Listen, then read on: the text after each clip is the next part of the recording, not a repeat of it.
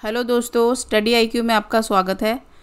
Study IQ ने judiciary course launch कर दिया है, काफ़ी स्टेट्स के लिए लॉन्च कर दिया है। आप ऐप पर जाकर चेक कर सकते हैं, अपना स्टेट सिलेक्ट कर सकते हैं। डेमो वीडियोस अवेलेबल हैं, कंटेंट कोर्स भी अवेलेबल है। आज के इस वीडियो में हम पढ़ेंगे Jayamma and another versus state of Karnataka. Supreme court का ये लेटेस्ट जजमेंट है, किस पर? डाइंग डिक्लेरेशन पे, as the solitary piece of evidence in a murder trial. ठीक है, डाइंग डिक्लेरेशन के बारे में इस पर डिस्कस किया गया है। तो इसमें क्या केस था कि भाई दो फैमिलीज़ में बहुत ज़्यादा एनिमोसिटी थी, लड़ाई झगड़ा था। तो क्या हुआ कि एक बार बहुत अच्छे से उनका लड़ाई झगड़ा हो गया, काफ़ी हीटेड एक्सचेंज ऑफ वर्ड्स हो गया, और अपीलेंट्स जो हैं उन्होंने जय अम्मा के ऊपर केरोसिन डाला और उसको आग लगा दी। जैसे ही वो चिल्लाई तो उनका बेटा रवि कुमार और daughter in law Saroja by, prosecution witness 2, prosecution witness 5, spot पर आ गए और उन्होंने आग बुझाने की कोशिश करी। इतने में जो अपीलेंट्स थे वो वहाँ से भाग गए, और जय अम्मा जैसे उसको बहुत ज़्यादा चोट लग गई थी तो उन्हें हॉस्पिटल लेके जाया गया।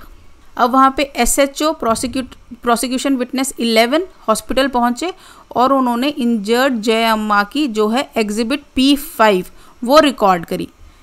किसकी प्रेजेंस में? Doctor Thippeswamy, prosecution witness 16। ये आपको थोड़ा सा ध्यान रखना, आगे यूज़ होगा प्रोसिक्यूशन विटनेस 11 और 16। तो जय अम्मा ने अपनी जो स्टेटमेंट दी उसमें उसने इम्प्लीकेट किया सारे अपीलेंट्स को।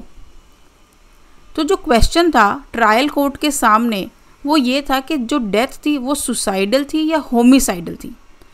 आगे जाके क्या हुआ, जो भी सारे विटनेसेस थे वो सारे के सारे हॉस्टाइल हो गए एक्सेप्ट प्रोसिक्यूशन विटनेस 11 एंड 16। आपको बताना है कि ये हॉस्टाइल का रेफरेंस हम किस सेक्शन से ऑफ एविडेंस एक्ट लेते हैं, आप कमेंट्स में लिख सकते हैं। ठीक है, तो ट्रायल कोर्ट ने नोट किया कि जो सोल मटेरियल ऑन रिकॉर्ड था जिससे हम कनेक्ट कर पा रहे हैं एक्यूज्ड पर्सन्स या अपीलेंट्स कह लो, वो था exhibit P5 of the diseased, जिसको ट्रीट किया गया डाइंग डिक्लेरेशन, क्योंकि वो उसने स्टेटमेंट दी जय अम्मा ने, और जय अम्मा के स्टेटमेंट देने के बाद अगले दिन उनकी डेथ हो गई। और फिर जो भी कंसीडर किए जो भी और मैटर्स थे, जैसे कि भाई हॉस्टाइल विटनेसेस की बातें या नेचर ऑफ बर्न इंजरीज, और कोई भी और कॉरबोरेटिव एविडेंस नहीं था, तो कोर्ट को लगा कि प्रोसिक्यूशन अपनी बात को प्रूव करने में फेल कर गया है बियॉन्ड रीजनेबल डाउट। और जो एविडेंस प्रोसिक्यूशन विटनेस 11 और 16 के थे वो भी काफ़ी वेग लग रहे थे और सेटिस्फैक्ट्री नहीं लग रहे थे। तो उन्होंने ट्रायल कोर्ट ने क्या किया, अब एक्यूट कर दिया, बाइज्जत बरी कर दिया। अब जब अपील में गए तो अपील में हाई कोर्ट ने फाइंडिंग्स को रिवर्स कर दिया और ये बोला कि जो डाइंग डिक्लेरेशन था जय अम्मा का वो तो काफ़ी सही था, और जो टेस्टिमनीज थी प्रोसिक्यूशन विटनेस 11 एंड 16 की वो भी काफ़ी अच्छे से कॉरोबरेट कर रही हैं ऑफ द डाइंग डिक्लेरेशन। तो 10 हाई कोर्ट ने क्या किया, उन्हें कन्विक्ट कर दिया under section 302 read with 34 IPC and sentence to life imprisonment. अब भाई क्या, उनको सज़ा दे दी हाई कोर्ट ने। फिर वो अपना केस सुप्रीम कोर्ट लेकर आ गए अपीलेंट्स। तो अब जो सेक्शन 32 है जो डाइंग डिक्लेरेशन के बारे में बात करता है, वो कौन सा क्लॉज है? 32(1). ये बेसिकली आपका जो होता है is an exception to the general rule of hearsay evidence is made by a person as to the cause of his death or as to the injuries which culminated to his death or the circumstances under which injuries were inflicted। तो जो भी वो बातें बोलता है statement, वो basically उसकी death से रिलेटेड होती है, चाहे वो उस टाइम एक्सपेक्टेड हो या ना हो कि उसकी डेथ हो सकती है। बहुत इंपॉर्टेंट क्वेश्चन है ये आपका प्रीलिम्स का, ऐसे क्वेश्चन पूछ लिया जाता है। और ये जो हम जजमेंट भी डिस्कस कर रहे हैं ये आपकी प्रीलिम्स में भी, जो भी अपकमिंग आपका एग्जाम हो सकता है उसमें आ सकता है, मेंस में भी आप डाइंग डिक्लेरेशन के केस में ये लिख सकते हैं। तो जो आपका डाइंग डिक्लेरेशन होता है वो बेसिकली काफ़ी अच्छे से एडमिट किया जाता है, क्योंकि ये माना जाता है कि जब एक बंदे की डेथ हो रही होती है तो उस टाइम वो सच ही बोलेगा, ऐसा मान लिया जाता है। Presume to be truthful and not infected by any motive और मैलिस। ठीक है, The dying declaration is therefore admissible in evidence on the principle of necessity, as there is very little hope of survival of the maker, and if found reliable, it can certainly form the basis for conviction। कि भाई वो principle of necessity पे base करता है आपका dying declaration, और बहुत ही कम hope होती है कि वो पर्सन बच जाएगा, और अगर वो रिलायबल लगता है तो वो आपका कन्विक्शन का बेस बन सकता है। क्या चीज़? Dying declaration. अब हम फैक्ट्स पे आते हैं। ये कहता है कि जो सन और डॉटर इन लॉ थे और जो आपके नेबर्स वगैरह थे वो सारे के सारों ने रिज़ाइल कर लिया और ना अब वो प्रोसिक्यूशन विटनेस को सपोर्ट नहीं कर रहे। ओनली 2 लोग ही रह गए जो मटेरियल विटनेस थे, प्रोसिक्यूशन विटनेस 11 पुलिस ऑफिसर और दूसरा कौन? डॉक्टर। Prosecution witness 16। बाकी सब आपके हॉस्टाइल हो चुके हैं, चेंज हो चुके हैं। प्रोसिक्यूशन विटनेस 16 जो डॉक्टर ने उन्होंने बोला कि पेन किलर्स दिया हुआ था और बहुत ज़्यादा इंजरीज थी, 4th डिग्री बर्न्स थे। जो बंदा हो सकता है जो इतना ज़्यादा जल चुका हो वो काफ़ी कन्फ्यूजन स्टेट में हो सकता है, काफ़ी घबराया हुआ हो सकता है और ये भी हो सकता है कि हाँ शायद वो थोड़ा सा ड्राउजी भी हो, मतलब जैसे होता है थोड़ा सा होश कम हो। फिर उन्होंने ये भी बोला कि भाई पुलिस ने स्टेटमेंट लेने से पहले मेरी परमिशन नहीं ली थी, that the police did not take his permission before recording the statement.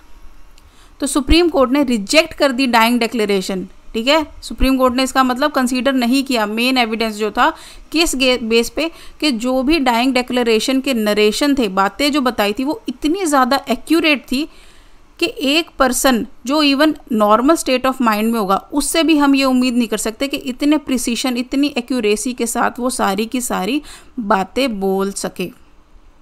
दूसरा कि जो विक्टिम थी, इंजर्ड विक्टिम जो डिजीज्ड है, वो इलिटरेट ओल्ड पर्सन थी और ये मतलब विश्वास नहीं होता कि कैसे उन्होंने नरेट किया इतनी छोटी छोटी बातें ऑफ द इंसिडेंट इतनी हाई एक्यूरेसी के साथ। थर्डली कि भाई सफिशिएंट एविडेंस है कि जो विक्टिम था उसको बहुत ज़्यादा सेडेटिव पेन किलर्स दिए हुए थे क्योंकि उनको बहुत ज़्यादा बर्न इंजरीज थी और उसकी वजह से ये पॉसिबिलिटी है कि वो हेल्यूसिनेशन या डेल्यूजन की स्टेट में हो सकती हैं। Fourthly there is a serious contradiction between the statement of prosecution witness 16 and prosecution witness 11 in respect of the nature of the injuries on different part of the body कि इनकी भी statements में injuries को लेके contradiction आ रही है। Fifthly जो police officer था उसने did not seek an endorsement from the doctor as to whether the injured was in a fit state of mind to make a statement or not कि उन्होंने endorsement लिया ही नहीं doctor से कि भैया बंदे सही है या नहीं है, क्या हम स्टेटमेंट रिकॉर्ड कर सकते हैं या नहीं। सिक्सली alleged motive for the homicidal death is highly doubtful कि जो मोटिव था वो भी हाईली डाउटफुल लग रहा है कि भाई मोटिव था या नहीं था, क्योंकि समझ ही नहीं आया कि कुछ बन रही है बात या नहीं। आपके जो सर्कमस्टांशियल एविडेंसेस होते हैं उनमें हम मोटिव को ढूंढने की ज़रूर कोशिश करते हैं क्योंकि मोटिव से आपकी चेन कंप्लीट हो पाती है, काफ़ी सपोर्ट करता है मोटिव सर्कमस्टांशियल एविडेंस में। There is no iota of evidence and the prosecution has made no effort to verify the truth in the statements that the appellants poured the kerosene and lit the victim on fire only because her son had assaulted the husband of appellant number 1। तो ये जो reason वो बता रहे थे कि उन लोगों का झगड़ा हुआ और उसके ऊपर वो केरोसिन डाला और जलाया, ये चीज़ वो प्रूव नहीं कर पा रहे थे, कहीं से भी एविडेंस नहीं ला पा रहे थे। फिर जो कंडक्ट था डिजीज्ड के खुद के बेटे का और डॉटर इन लॉ का, वो भी कंफ्यूज था और उन्होंने भी डिनाई किया इस इंसिडेंट के बारे में। रादर उन्होंने क्या क्लेम किया कि उनकी मदर या मदर इन लॉ ने सुसाइड किया। 7 था कि इतना ज़्यादा मतलब मदर या मदर इन लॉ को जला के मारने की कोशिश करी, आपका एग्जिबिट P5 भी आ गया, फिर भी डॉटर इन लॉ और सन ने किसी ने भी पुलिस को अप्रोच नहीं किया। None approach the police to report such a घास्टी क्राइम। मतलब एक नॉर्मल कंडक्ट होता है, अगर कोई भी ऐसा क्राइम हुआ फटाफट पुलिस के पास जाते हो, FIR लिखाते हो, ऐसा कुछ भी नहीं हुआ। 8th रीज़न ये है कि जो डाइंग डिक्लेरेशन ले लिया गया और जय अम्मा को कब लाया गया था हॉस्पिटल में 12:30 AM पे, उनकी कब डेथ हुई? अगले दिन 5 बजे, ऑलमोस्ट 30 आवर्स इंजरीज के बाद। तो इसका मतलब प्रोसिक्यूशन के पास काफ़ी टाइम था कि वो जुडिशियल या एग्जीक्यूटिव मैजिस्ट्रेट को बुला के डाइंग डिक्लेरेशन रिकॉर्ड करवा लेते, क्योंकि उनको ट्रेनिंग होती है, उनको पता होता है। वो भी नहीं हुआ। तो इसका मतलब इतना टाइम होने के बाद भी उन्होंने कुछ नहीं रिकॉर्ड कराया, कोई स्टेटमेंट नहीं ली, एविडेंसेस साथ नहीं बैठ रहे, सब के सब कोई और वर्जन दे रहे हैं। तो काफ़ी कन्फ्यूजन जो था सुप्रीम कोर्ट के माइंड में आया कि यहाँ पे जो फैक्ट्स हैं वो बियॉन्ड रीजनेबल डाउट नहीं जा पा रहे। दस सुप्रीम कोर्ट ने उस डाइंग डिक्लेरेशन को रिजेक्ट कर दिया और अपीलेंट्स को एक्यूट कर दिया। तो इसी के साथ गाइज हमारा ये वीडियो ख़त्म होता है। Thank you so much.